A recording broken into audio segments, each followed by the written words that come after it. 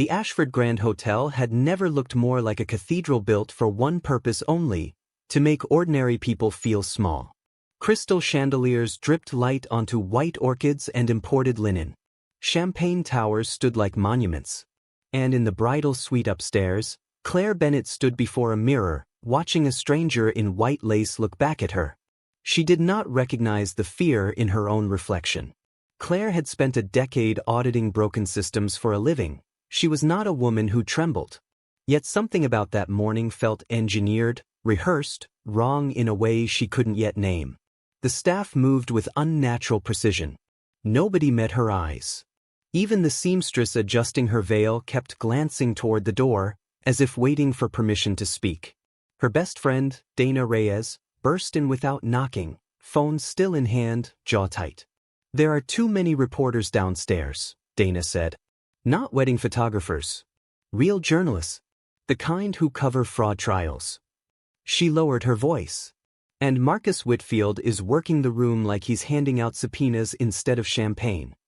Claire closed her eyes for a moment, not from panic, but to organize the pieces falling into place. Marcus, her fiancé's older brother, did nothing without an audience.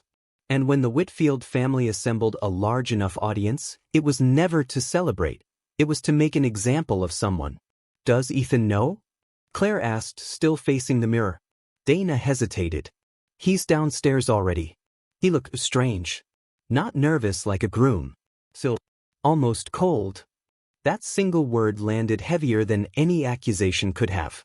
Ethan Whitfield had always seemed like the gentle exception in his family, quiet where his mother demanded silence from everyone else, unassuming where Marcus flaunted every dollar he'd inherited.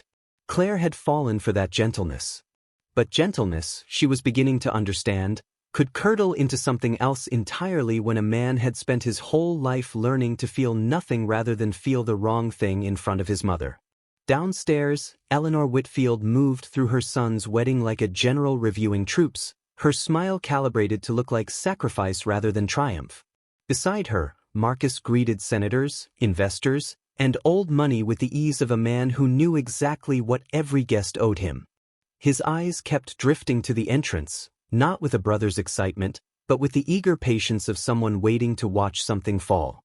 Near the altar of white roses, Ethan stood motionless, hands clasped in front of him, face arranged into something unreadable. His father, Richard Whitfield, had died 5 years earlier, leaving behind a construction empire built on government contracts and a family name that opened doors most people never even saw. Ethan had inherited the name. Marcus had inherited the appetite. And Eleanor had inherited the belief that appearances were the only currency that mattered. When Claire finally appeared at the entrance of the ballroom, a ripple moved through the crowd like wind across still water. She walked without an entourage, without a wealthy father to escort her, arm in arm instead with her old university mentor, a retired professor who'd agreed to stand in for the family she no longer had. There was no dynasty behind her. Only her spine, straight as a blade, and a quiet beauty that asked nothing of anyone. Some guests admired that. Others, trained by years of cruelty disguised as etiquette, saw an opening. Ethan watched her walk the length of the aisle and did not soften. Not once. Claire searched his face for the man she'd fallen for, quiet dinners, long phone calls, a man who once told her he wanted a life that didn't answer to his mother's approval, and found nothing there but stillness, like a door already closed from the inside. The officiant began speaking of trust and lifelong devotion. Claire heard the words as if from a great distance, because some deeper instinct had already taken control, the same instinct that had once let her spot a falsified invoice buried inside 400 pages of paperwork. She noticed the photographer repositioning for a better angle on her face. She noticed a waiter lingering too long near the Whitfield family table. She noticed Marcus's assistant whispering to a man holding a small recorder. Then, before the vows could begin, Eleanor Whitfield rose to her feet. The sound of her chair was small. The silence that followed was enormous. "Forgive me," she said, her voice trained to sound reluctant. A mother does not interrupt her son's wedding lightly. But a mother has a duty to protect her family from being deceived in front of everyone who matters. Claire did not move. Marcus stepped forward, opening a gray folder that had clearly never been meant to sit anywhere near flowers or vows. "Nobody here wants a scandal," he said, though his face told a different story entirely. "But we've received serious documents concerning Claire Bennett. Documents that raise very real questions about her conduct and her true intentions toward my brother." A murmur rolled across the ballroom. Claire lifted her chin slightly, unwilling to give them the reaction they wanted. That composure, that refusal to break, was, for Eleanor, the one thing she could not tolerate. Something in her unraveled at the sight of a woman she had decided to hate, refusing to look afraid. Eleanor crossed the space between them before anyone could stop her. Her hand shot out, fingers closing into Claire's hair, wrenching her head back in front of 300 guests who had come expecting champagne and vows, not violence dressed in couture. Gasps tore through the room. A bridesmaid's hand flew to her mouth. Someone's champagne glass shattered against the marble floor. Claire's eyes filled instantly with tears she hadn't given permission to fall, her hands rising on instinct, not to strike back, but simply to survive the grip. And Ethan, the man who had promised to stand beside her for the rest of his life, did not move. He stood at the altar in his navy suit, jaw locked tight, eyes fixed forward like a man watching a car crash he had already decided not to prevent. No shock. No protest. Only the frozen, practiced stillness of someone who had spent 30 years learning that his mother's rage was simply weather to be waited out, never a storm to be stopped.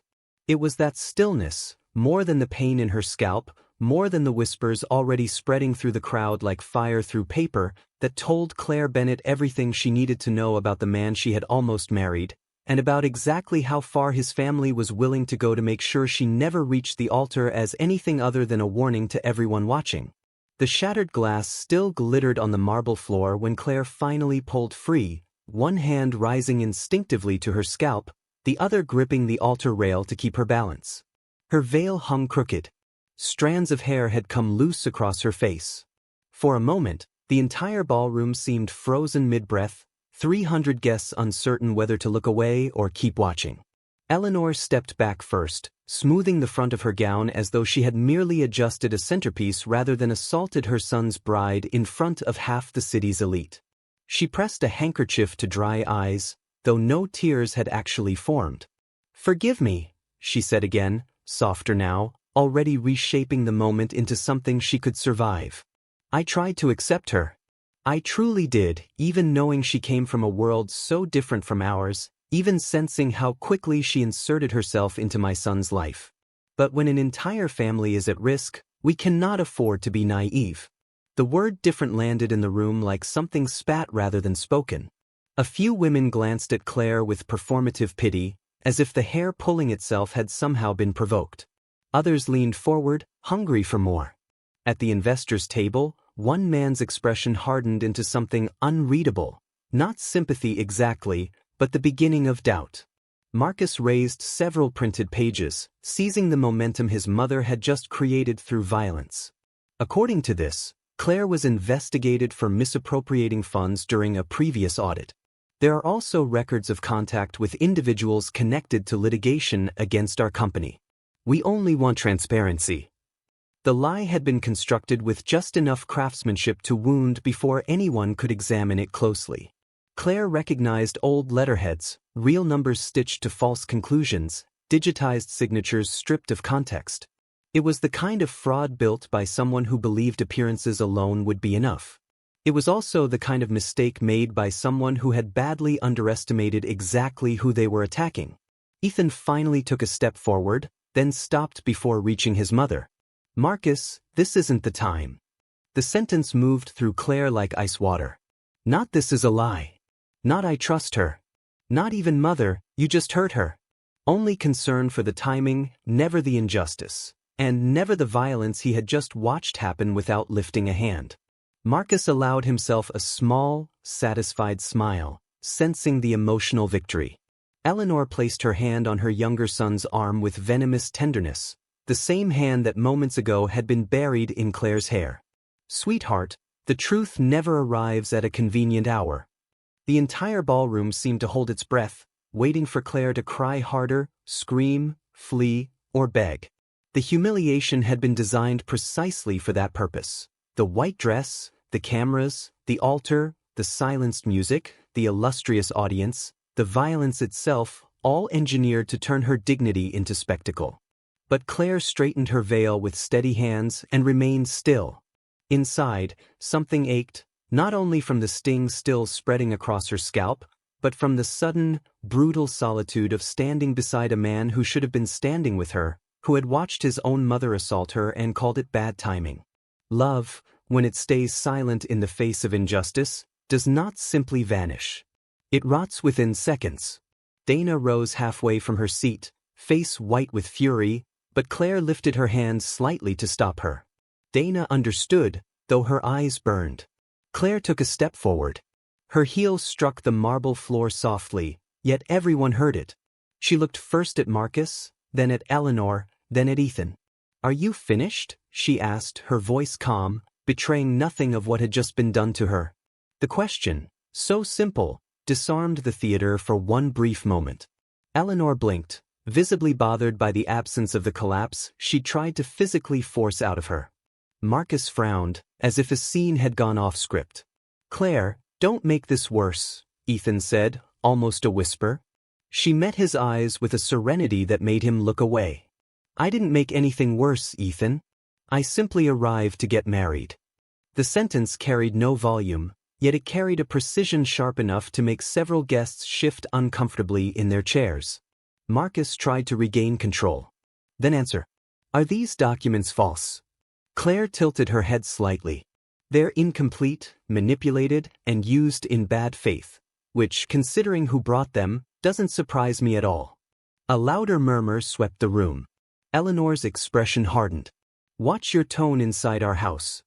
Claire glanced around, at the rented walls, the paid-for floral arrangements, the exhausted staff trained to remain invisible. "This isn't your house. It's a ballroom where you decided to stage a lie, because you imagined that money could also purchase reality, and where you just put your hands on me because you imagined that money could purchase silence too." The words cut deeper than any scream could have. Marcus approached, lowering his voice so only those closest could hear. "You should have taken the money and disappeared quietly." Claire absorbed the threat like someone confirming an old hypothesis. "That was your mistake," she answered. "You assumed silence meant weakness." Ethan breathed hard, his mother's hand still gripping his arm, not to comfort him, but to keep him still. Claire looked at that hand and understood, in an instant, the entire lifetime of obedience it represented. For a fleeting moment, she pitied him. Then the pity retreated. Every adult chooses the price of their own cowardice, and at that altar, in front of everyone, having watched his mother tear at his bride's hair and said nothing, Ethan had just chosen his. Marcus handed the papers to a journalist, who photographed them instantly. Claire understood the attack would not end inside that ballroom. Within minutes, the entire city would have an edited version of her life circulating online, and, she suspected, an edited version of what had just happened to her hair, softened into something she had provoked. She reached up and slowly removed her veil, tilting her head just enough to feel the loose strands fall back into place, folding the fabric over her arm with an almost ceremonial care. The gesture seemed to unsettle the Whitfields more than any argument could have. A bride who removes her veil before the vows does not ask the altar for permission. She turned to the officiant. "The ceremony is over." Then she faced the guests. "I apologize to anyone here who came in good faith. To everyone else, thank you for attending. Witnesses are always useful." Eleanor's composure cracked, just slightly. "You're not going to threaten us at my son's wedding." "I'm not threatening anyone, Mrs. Whitfield," Claire said without raising her voice. "There won't be a wedding. And this isn't a threat. It's simply a consequence." She turned toward the exit, Dana rising to walk beside her, not a rescue, only a presence. As they moved down the center aisle, the music stayed frozen, and guests parted silently to let them pass, some still staring at the loose strands of hair catching the chandelier light. Claire did not look back until she reached the door. When she finally did, she saw Ethan standing between his mother and his brother, a man caught between the love he had just lost and the fear that had always ruled him. What none of them yet understood What Marcus's arrogance had blinded him to entirely was that the documents he just handed to a journalist carried something far more dangerous than lies about Claire Bennett. They carried fingerprints. Digital fingerprints, buried in metadata neither Marcus nor his lawyers had thought to check. Fingerprints that would soon lead somewhere the Whitfield family never wanted anyone to look. A construction site in the city's east side, a bridge inspection report, and a name none of them had spoken aloud in over a year. The first night after the wedding that never happened brought Claire no rest at all. Her apartment on the 12th floor felt smaller under the weight of every notification lighting up the dark living room. The city discussed her name with the appetite of people devouring a stranger's tragedy without ever having known the woman behind it. There were edited videos, photographs of her leaving the hotel without her veil, headlines hinting at ambition, anonymous profiles calling her a gold digger. Claire set her phone face down on the table and made coffee, as if the simple ritual could hold back a world trying to force its way into her home. Dana arrived before 7 the next morning, carrying pastries, folders, and an expression that mixed fury with professional discipline. She found Claire by the window, face washed, hair loosely tied, wearing a plain white shirt that felt distant from the gown still hanging inside its garment bag. "The press bought their version faster than I expected," Dana said, spreading papers across the table. Claire took a sip of coffee. "They didn't buy it. They received payment in the form of access, exclusivity, and a promised story." The precision in her voice didn't hide the exhaustion behind her eyes. Through the night, Claire hadn't cried the way she'd imagined she might. The tears stayed suspended somewhere deep, blocked by a strange, almost cruel clarity.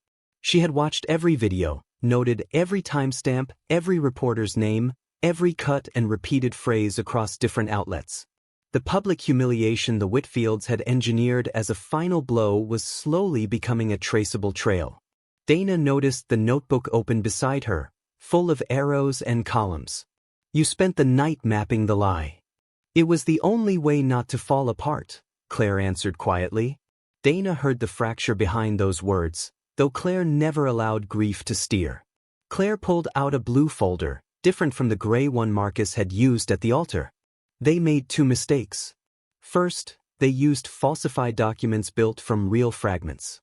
Second, they did it in front of cameras, witnesses, and journalists who accepted material without verifying it. We could demand a public correction, but that would be too small. I want the source." Dana opened her laptop. "The source is probably their legal department, maybe some reputation firm they hired. But there's something that worries me more. After your statement outside the hotel, they'll try to prove you had motive for revenge. Then we won't respond with emotion," Claire said. "We respond with chain of custody, digital forensics, and witnesses."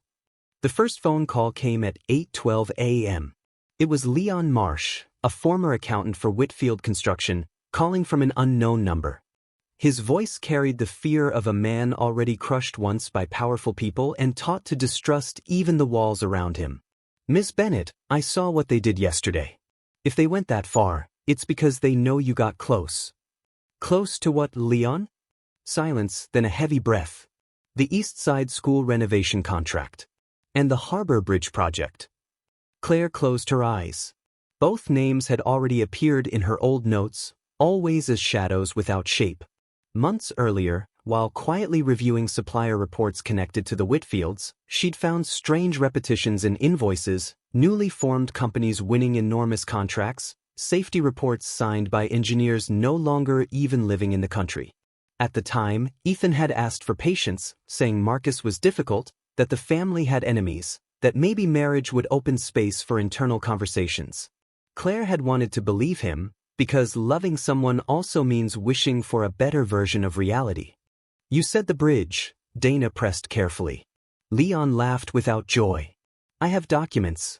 Not all of them because Marcus erased a lot, but enough to show they blamed me for orders that came from above." Claire stared at the table, where her own reputation was currently being assassinated by similarly manufactured papers. "Don't send anything by message. We'll meet today, somewhere open, no routine. Dana will send instructions." When the call ended, Claire sat in silence, reorganizing the past. Dana studied her. You never told me everything about how you started suspecting the Whitfields. Claire rubbed her face. It started small. A materials supplier overcharging the company, funneling part of it back through fake consulting fees. When I cross-referenced the partners, I found a connection to a city procurement officer. Then Marcus's name kept appearing, always distant enough to deny. And Ethan? The question sat between them like something sharp. Claire breathed deeply. Ethan knew there were administrative problems. I don't know how much he knew about actual crime. I showed him evidence. He asked for time. Said that after the wedding he'd have the strength to confront Marcus, with my support. She smiled without warmth. I confused the desire to change with the capacity to act. Yesterday I finally understood the difference. While Claire and Dana prepared for the meeting with Leon, the Whitfield estate woke to a different kind of disorder. Eleanor stood in the garden, speaking to her publicist in a low, venomous tone. I don't want Claire painted as a victim. I want her painted as a threat. Say we protected Ethan, that we were forced to act, that documents arrived anonymously. Marcus entered without asking permission, dropping his phone onto the iron table. She hasn't disappeared. She's already talking to a lawyer, and possibly to Leon. Eleanor removed her sunglasses slowly. Leon Marsh is a broken man. No one believes a broken man. Marcus leaned over the table. You don't understand. A broken man carries resentment. And resentment with documentation becomes a problem. Ethan overheard part of the conversation from the hallway, still in yesterday's rumpled clothes, eyes hollow from a sleepless night. Claire's words at the altar kept repeating in his mind like a verdict. He walked into the garden before his courage could abandon him. What documents is Leon talking about? Marcus turned slowly. Now you're interested in company matters.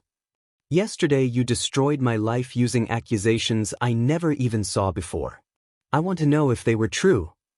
Eleanor rose, offended not by the question but by the disobedience itself. Your life was protected. That woman would have dragged you into a scandal. Ethan let out a low, painful laugh. The scandal happened because you put it at the altar. Marcus stepped closer, contempt radiating from him like heat. You've always been weak. That's why you nearly handed our name to an auditor disguised as a bride. Ethan went pale. The word auditor confirmed more than Marcus had intended to reveal, because he hadn't called Claire a fraud. He'd called her exactly what he truly feared she was.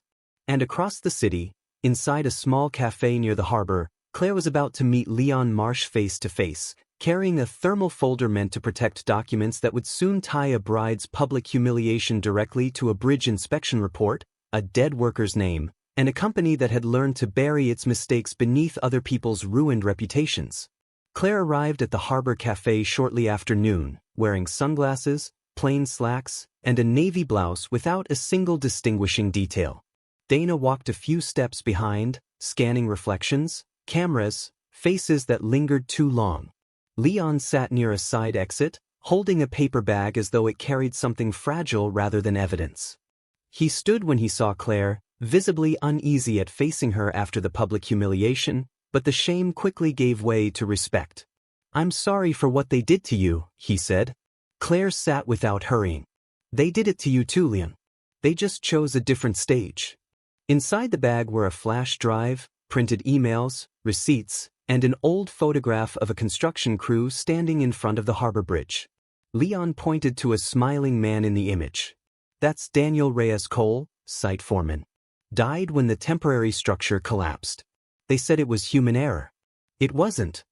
He explained that the steel delivered hadn't matched specifications, that an internal report had flagged the risk, but the opening ceremony had a deadline tied to a mayoral campaign.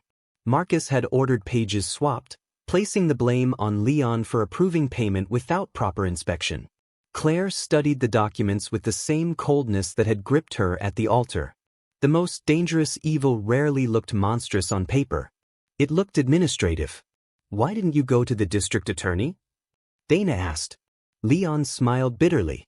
The prosecutor who took my case now works as a compliance consultant for a firm tied to the Whitfield Group. After that, my daughter lost an internship, my brother lost a contract, my wife got an anonymous call. I went quiet because I still had a family. Claire didn't judge him. Courage demanded from someone isolated was often cruelty disguised as morality. That afternoon, the first legal strike arrived. An extrajudicial notice accusing Claire of defamation, attempted extortion, and misuse of confidential information. Hours later, a search warrant followed, agents arriving at Dana's office on suspicion of evidence fabrication. Claire stood calm through it all, instructing Leon not to show fear, reminding Dana to document everything. By evening, an engineer named Nora Whitcomb agreed to speak by video call from Portland, where she now worked for a smaller firm. She had once flagged the same bridge's provisional supports as underengineered, and had been fired for losing confidence after Marcus mocked her concerns. 2 weeks later, the structure collapsed, killing Daniel. Claire built her case methodically over the following days, cross-referencing shell companies, forged signatures, a mother whose husband had died believing he'd failed, a widow named Teresa Cole who finally heard someone speak her husband's name without a lie attached to it. A leaked, doctored audio clip surfaced next, engineered to sound like Claire threatening Ethan. Claire analyzed it calmly rather than reacting with outrage. Now we have falsified documents, threats, and audio manipulation, she told Dana. They're improving our case for us. Ethan appeared at Dana's office unannounced, devastated, carrying an old authorization form bearing his own signature, one he admitted he'd signed without reading. If my negligence helped cover up what happened, he said, I have to answer for it. Claire studied him for a long moment. Don't do this for me. Do it for the people who died, lost jobs, or were called liars. Ethan nodded, wounded by the fair distance she still kept between them. I'll testify if it's needed. That night, Marcus, sensing the walls closing in, ordered a final desperate strike. A fabricated bank transfer designed to make it appear Leon had been paid for false testimony. By morning, a news outlet published the doctored transaction as fact. Police allied with the Whitfields arrived at Dana's office with a warrant. Claire faced them without flinching. Every document handed over by her team carried verified origin, independent forensic review, and preserved copies. Any material lacking those standards would be treated as fraud, she told the cameras waiting outside. A reporter asked if she felt persecuted. Claire looked directly into the lens. I believe that innocent people don't need to falsify this many things to defend themselves. The statement spread faster than Marcus could contain it. For the first time, public opinion began asking why so many convenient attacks kept surfacing against Claire Bennett, always accompanied by suspiciously timed leaks. An investigative journalist named Marcus Ade, no relation, simply an unfortunate coincidence of names, reached out through Dana, saying he'd covered Whitfield construction for years and had never trusted how the bridge case had been closed. Claire agreed to speak on the condition that nothing would publish until it could be fully substantiated. Meanwhile, Ethan returned to company headquarters to retrieve old files, only to discover his access had been quietly revoked. In his old office, his computer had been replaced, drawers emptied. On the desk sat only a torn photograph, half of an old picture of him and Claire at a company gala. Not subtle cruelty. A brother's cruelty, precise and intimate. In the parking lot, he encountered Nora Whitcomb, in town to formalize her statement. You signed my termination, she said, without greeting him. Ethan absorbed it without defense. I know that now. Back then I signed without listening. Your regret doesn't give me back 3 years, Nora said. But maybe it stops someone else from losing more. At Dana's office that evening, Claire brought Ethan, Nora, and Leon into the same room, a difficult but necessary decision. When they cross-referenced their combined records, one document emerged above all others, an internal memo from Marcus to a subordinate, copied quietly to an external address, ordering the replacement of technical attachments before a safety audit. The email used no violent language. Men like Marcus preferred euphemism. It simply said, adjust documentation to the delivery timeline and neutralize narrative risk. Claire read the phrase aloud, and the room understood its full weight. Narrative risk, Dana repeated, hand flattening against the table. That's what he called a man's death. And the destruction of all of you. Before anyone could process the discovery fully, Claire's phone buzzed with a message from an unknown number, a short video of Bianca, Teresa Cole's teenage daughter, walking out of school, filmed from inside a car. No text accompanied it. None was needed. The room went silent. Leon stood furious. Nora covered her mouth. Ethan swore under his breath. Claire only went paler, her hand tightening slowly around the phone. Dana immediately arranged protection for Teresa and Bianca. Marcus Ade was told publication would have to wait until the witnesses were safe. Claire understood with absolute clarity that Marcus Whitfield was running out of patience, and that made him more dangerous and far more careless than he had ever been before.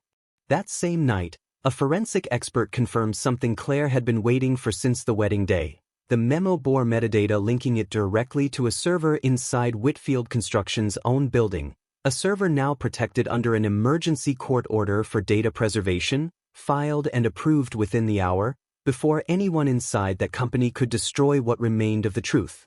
For the first time since the altar, Claire allowed herself something close to relief. Not victory.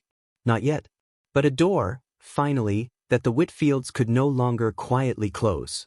The morning of the press conference rose heavy and humid, low clouds pressing down on the city's glass towers as if the sky itself sensed the weight of what was coming.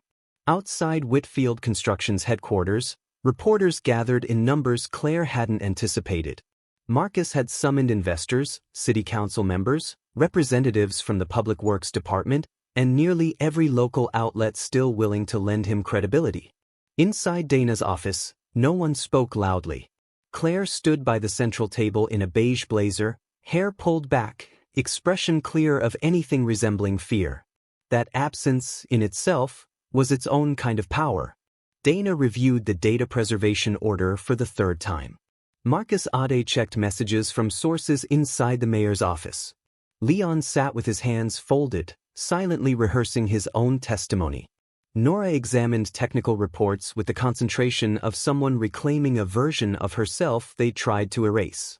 Ethan stood apart by the window, not excluded, but carrying a debt no one there was obligated to soften for him. Marcus confirmed international investors, 3 council members, and every major outlet, Marcus Ade said, eyes still on his phone. He wants to turn this into a public verdict before the court order can move forward. Dana closed a folder with force. And Eleanor will cry for the family's honor. Of course, Claire said. The more emotion they perform, the better. Excessive emotion defending falsified documents usually signals fear of forensic scrutiny. The press conference took place in the executive auditorium on the 15th floor, decorated with models of bridges, hospitals, and luxury developments, miniature monuments to ambition that now, to Claire, looked like small tombstones for the truth. She chose not to enter through the main doors, where reporters would watch for any reaction. Marcus Ade entered with press credentials. Dana entered as legal counsel for a publicly named party. Ethan used his own name, still valid enough to move through the building, along with an old authorization allowing him access to the physical archive room. Leon and Nora would arrive later, once it was safer. I don't like the idea of you walking in without the warrant already executed, Dana warned. They could throw you out, provoke you, accuse you of trespassing. I won't enter restricted areas, Claire said, folding a sheet of notes. I'll be attending a public event the press was invited to, an event where my name will be attacked. I have a right to respond. The warrant is a separate front. And if the judge denies the preservation order? Claire looked at Ethan. Then will depend on whatever can still be saved by someone who knows the building from the inside. Ethan absorbed the weight of that limited trust. It wasn't forgiveness. It wasn't reconciliation. It was a tool handed to someone who still needed to prove his usefulness after years of comfortable silence. I'll get the technical committee's old records, he said. Marcus may have wiped servers, but my father insisted on printed copies of major decisions. He was old-fashioned that way. The auditorium filled before 11. Cameras lined the stage, where the Whitfield Construction logo glowed against a pale blue screen. Marcus entered flanked by lawyers, dark suit, beard immaculate, eyes hard with a control that had begun, almost imperceptibly, to feel like armor pulled too tight. Eleanor followed in muted black, as though attending the funeral of her own reputation. When her eyes met Claire's across the room, she lifted her chin, but the old superiority no longer burned with the same force. Eleanor took the microphone first, speaking of a family that had built schools, roads, and futures. She called Ethan a betrayed son, herself a mother forced to act, and Claire a woman who had used affection to infiltrate private company information. She cited no verifiable proof. Only wounded trust, sleepless nights, a mother's duty. When Marcus took over, the tone sharpened. He projected the same manipulated documents from the wedding onto the screen, layered now with graphs and phrases like reputational risk and coordinated attack. Whitfield Construction will not bow to emotional blackmail, he declared, nor to campaigns built by resentful former employees. Leon, watching from a secure location through Dana's phone, felt his breath catch at being reduced to resentful. Nora closed her eyes. Claire remained still. Marcus Ade raised his hand. Mr. Whitfield, were these documents against Claire Bennett independently verified? Marcus smiled, prepared. Our legal team reviewed all materials thoroughly. That's not an answer. Was there independent forensic verification? Marcus hardened slightly. We won't disclose strategic details. Claire wrote the line down. Dana leaned in. He just admitted there's no forensic review. Another reporter, emboldened, asked about the Harbor Bridge collapse. Marcus tried to deflect. Today we're addressing attacks against the company. The reporter pressed. Former employees say technical documents were altered after Daniel Reyes-Cole's death. The name changed the air in the room instantly.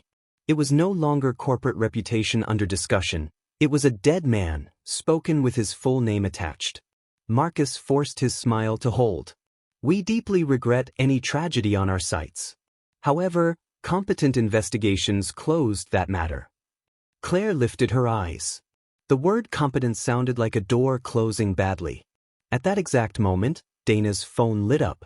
The judge had granted immediate execution of the data preservation order, citing risk of evidence destruction.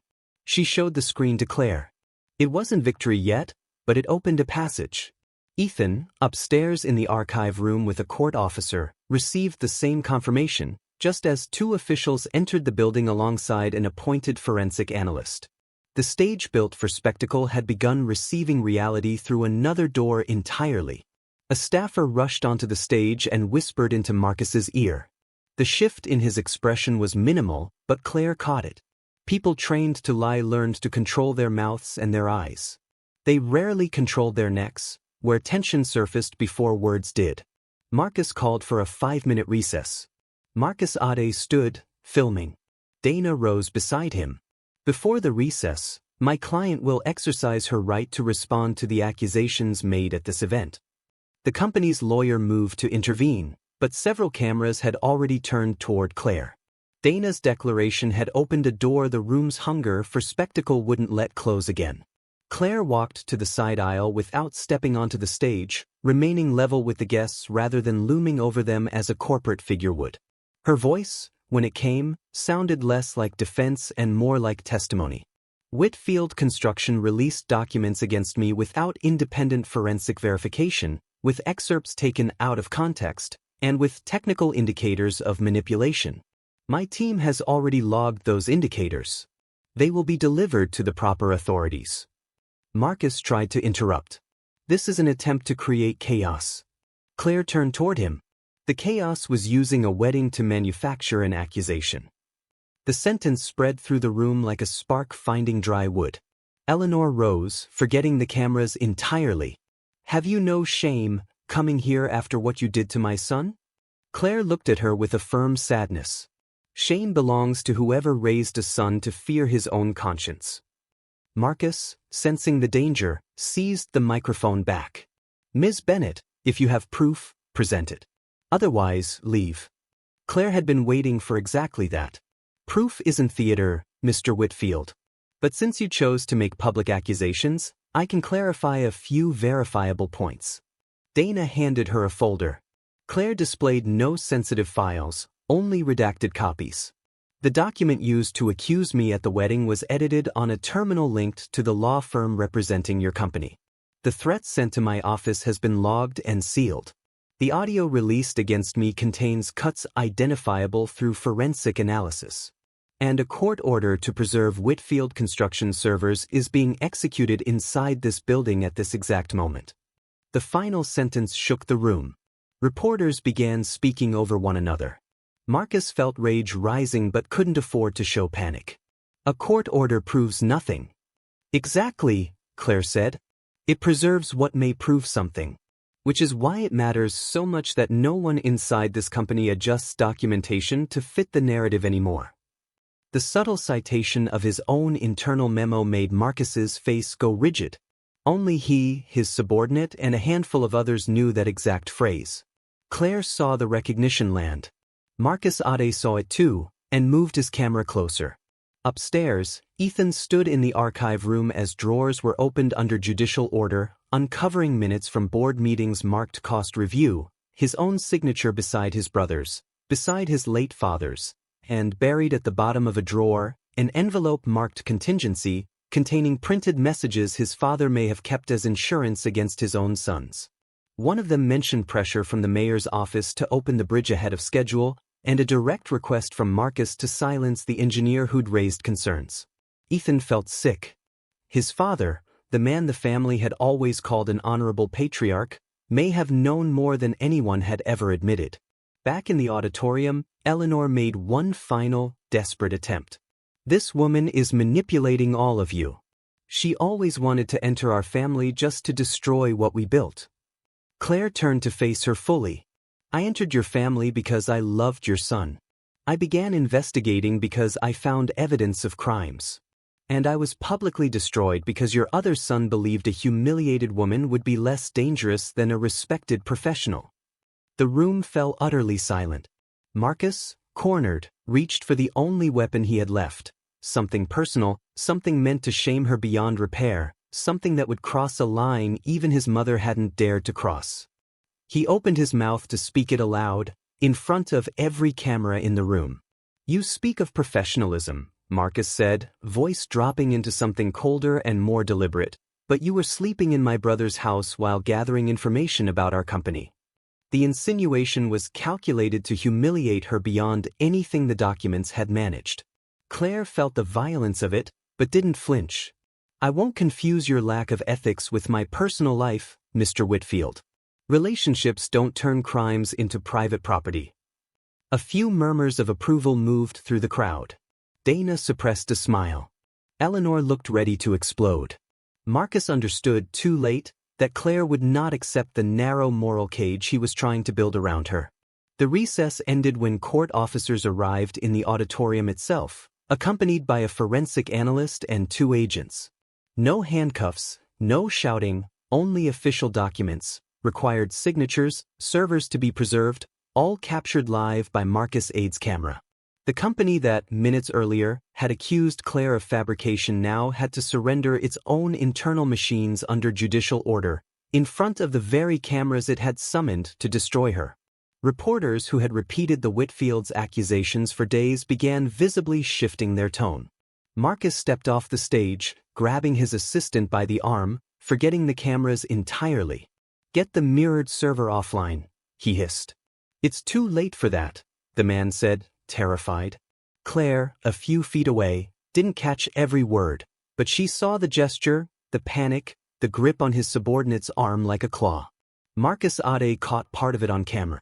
Small, desperate gestures on days of collapse often mattered more than entire speeches. Ethan arrived in the auditorium carrying a sealed folder alongside the court officer. Eleanor saw him and her face changed, not with relief, but with something closer to betrayal. Ethan, get away from there, she ordered. He stopped in the center aisle, in front of everyone. The old obedience tried, one last time, to pull him back by the throat. Claire watched without asking anything of him. It was important that this choice be his alone, not an attempt to win her back.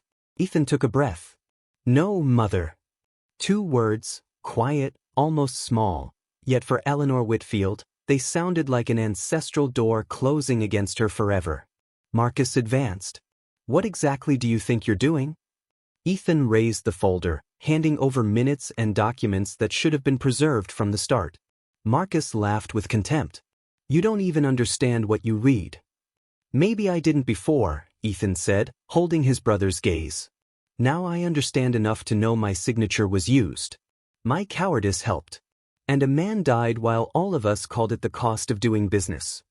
Daniel Reyes Cole's name wasn't spoken aloud, but it hung over every chair in the room. Somewhere safe, watching the live broadcast, Teresa Cole pressed a hand over her mouth in silence.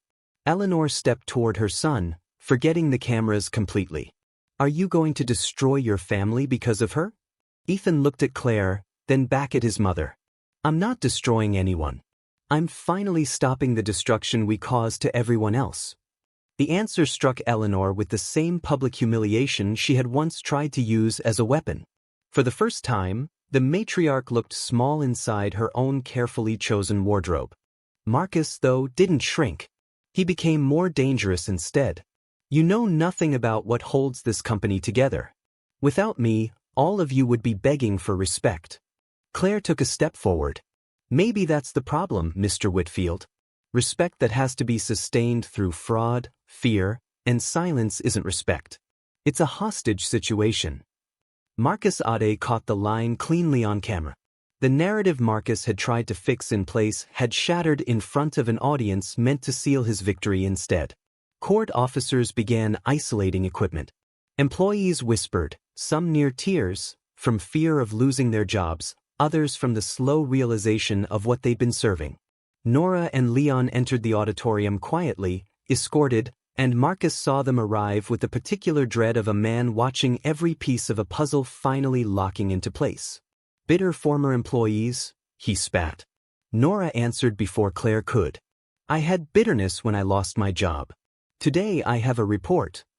Leon trembling added, and I have memory, Mr. Whitfield. You took a lot from me. You didn't manage to take that. The press conference ended not with a formal closing, but with collapse.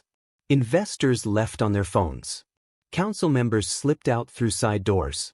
Eleanor was escorted to a private room after nearly fainting. Marcus stood alone on the empty stage for several minutes, staring at the company logo as though it had betrayed him personally. In the weeks that followed, the Whitfield empire lost its air of inevitability. Investors withdrew. Public contracts were audited. City officials requested preventive leave. Marcus's assistant, faced with digital evidence and fear of carrying the fall alone, agreed to cooperate, confirming that Marcus had ordered the wedding day attack specifically to discredit Claire before she could formalize her suspicions, and that he had orchestrated the fake bank transfer against Leon, along with the attempt to erase servers after the court order.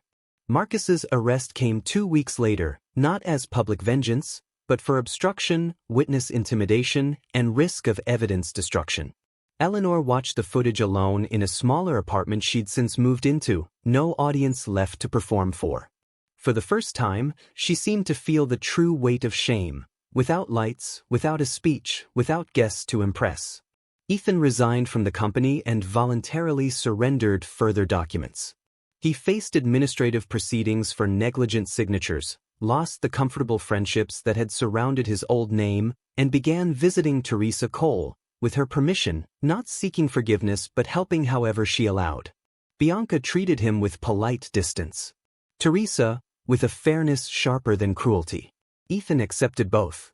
Claire declined interviews that wanted to turn her story into romance or revenge. She agreed only to one long conversation with Marcus Ade, speaking about professional ethics, reputational violence, and the way powerful families use the word honor to protect privilege. She never called Eleanor a monster, though she could have. The truth, presented carefully, already carried enough weight on its own. Dana opened a small firm months later, 3 rooms, a modest sign reading Bennett and Reyes legal investigations, meant to serve workers, small shareholders, and families harmed by corporate fraud. Leon became its first technical consultant, hired for competence, not charity. Nora returned to signing engineering reports with a steadiness no wrongful termination had managed to break. Teresa allowed Daniel's story to become part of a workplace safety program, on the condition his name would never again be used without context. On a quiet afternoon almost a year later, Claire walked barefoot along a calm beach far from the Ashford Grand Hotel, which she had never once returned to. She thought of the woman in the veil who had crossed that ballroom under cruel eyes, and felt tenderness for her, not shame. That woman had believed in love, and that hadn't been a flaw. She had been humiliated in front of an entire city, and still hadn't handed her dignity to the people who wanted to watch her break. Her phone buzzed. A message from Dana. A new case, a worker fired after reporting fraud on a public project. Claire smiled, and answered that she'd be there within the hour. She hadn't expected the world to become just because one powerful family had fallen. She knew every victory only revealed the next battle waiting behind it. Still, there had been meaning in the road that brought her here. The Whitfields had tried to teach her that appearances were worth more than truth. She had learned otherwise, and made the world learn a little of it too.